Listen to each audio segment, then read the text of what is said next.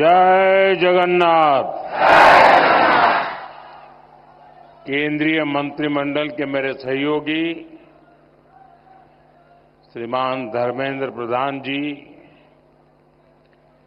अश्विनी वैष्णव जी, उड़िया समाज संस्था के अध्यक्ष श्री सिद्धार्थ प्रधान जी, उड़िया समाज के अन्य अधिकारी, ओडिशा के सभी कलाकार, अन्य महानुभाव, देवी और सज्जनों, ओडिशार सबू भाइयों भावनी मानकू मोर नमस्कार एवं जोहार। ओडिया संस्कृति के महाकुंभ ओडिशा पर्व 2024 को आसी म गर्भित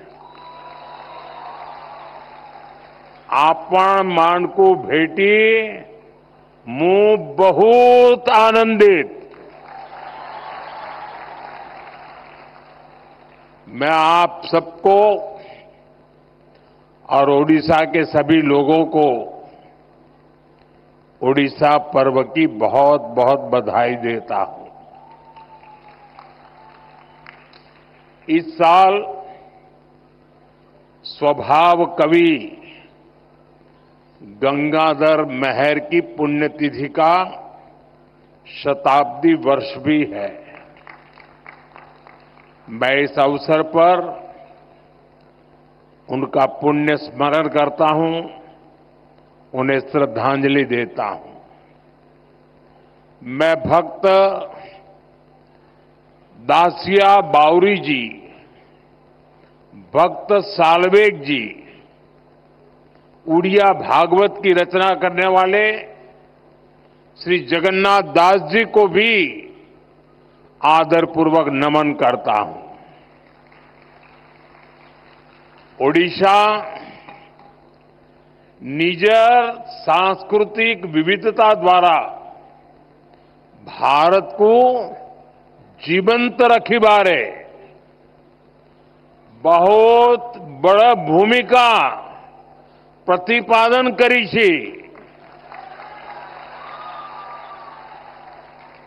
साथियों, ओडिशा हमेशा से संतों और विद्वानों की धरती रही है। सरल महाभारत, उड़िया भागवत हमारे धर्म ग्रंथों को जिस तरह यहां के विद्वानों ने लोक भाषा में घर-घर पहुंचाया, जिस तरह ऋषियों के विचारों से जन जन को जोड़ा, उसने भारत की सांस्कृतिक समृद्धि में बहुत बड़ी भूमिका निभाई है। उड़िया भाषा में महाप्रभु जगन्नाथ जी से जुड़ा कितना बड़ा साहित्य है। मुझे भी उनकी एक गाथा हमेशा याद रहती है। महाप्रभु अपने श्री मंदिर से बाहर आए थे और उन्होंने स्वयं युद्ध का नेतृत्व किया था। तब युद्ध भूमि की ओर जाते समय महाप्रभु श्री जगन्नाथ ने अपनी भक्त माणिक्या गौड़िण के हाथों से दही खाई थी। ये गाथा हमें बहुत कुछ सिखाती है। ये हमें सिखाती है कि हम नेक नियत से काम करें तो उस काम का नेतृत्व खुद ईश्वर करते हैं। हमेशा, हर समय, हर हालत में ये सोचने की जरूरत नहीं है कि हम अकेले हैं। हम हमेशा +1 होते हैं। प्रभु हमारे साथ होते हैं। ईश्वर हमेशा हमारे साथ होते हैं। साथियों, ओडिशा के संत कवि भीम भोई ने कहा था, मो जीवन पछे नर के, पड़ी थाउ जगत उद्धार हेऊ। भाव ये कि मुझे चाहे जितने ही दुख क्यों न उठाने पड़े, लेकिन जगत का उद्धार हो, यही उड़ीसा की संस्कृति भी है। उड़ीसा सबू जुगरे समग्र राष्ट्र एवं पूरा मानव समाज सेवा करी छी। यहां पूरी धाम ने एक भारत श्रेष्ठ भारत की भावना को मजबूत बनाया। उड़ीसा की वीर संतानों ने आजादी की लड़ाई में भी बढ़ चढ़कर देश को दिशा दिखाई थी। पाइका क्रांति के शहीदों का ऋण हम कभी नहीं चुका सकते। ये मेरी सरकार का सौभाग्य है कि उसे पाइका क्रांति पर स्मारक डाक टिकट और सिक्का जारी करने का अवसर मिला था। साथियों, उत्कल केसरी हरे कृष्ण मेहताब जी के योगदान को भी इस समय पूरा देश याद कर रहा है। हम व्यापक स्तर पर उनकी 125वीं जयंती मना रहे हैं।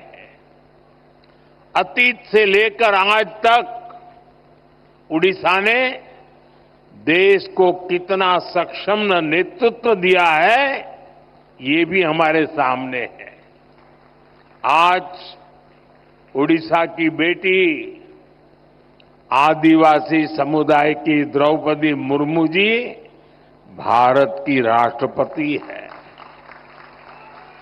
ये हम सभी के लिए बहुत ही गर्व की बात है। उनकी प्रेरणा से आज भारत में आदिवासी कल्याण की हजारों करोड़ रुपयों की योजनाएं शुरू हुई हैं। और ये योजनाएं सिर्फ ओडिशा के ही नहीं, बल्कि पूरे भारत के आदिवासी समाज का हित कर रही है। साथियों,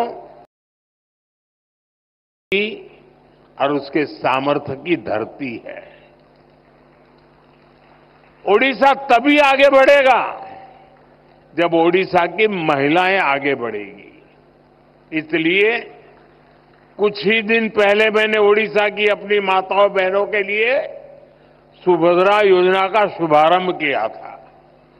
इसका बहुत बड़ा लाभ ओडिशा की महिलाओं को मिलेगा। उत्कलर यही महान सुपुत्र मानंकर विषयरे देश जाणु एवं सेमानंक जीवन रू प्रेरणा नेऊ एथी निमंते ए परी आयोजनर बहुत अधिक गुरुत्व रही छी। साथियों, इसी उत्कल ने भारत के समुद्री सामर्थ्य को नया विस्तार दिया था। कल ही उड़ीसा में बाली यात्रा का समापन हुआ है।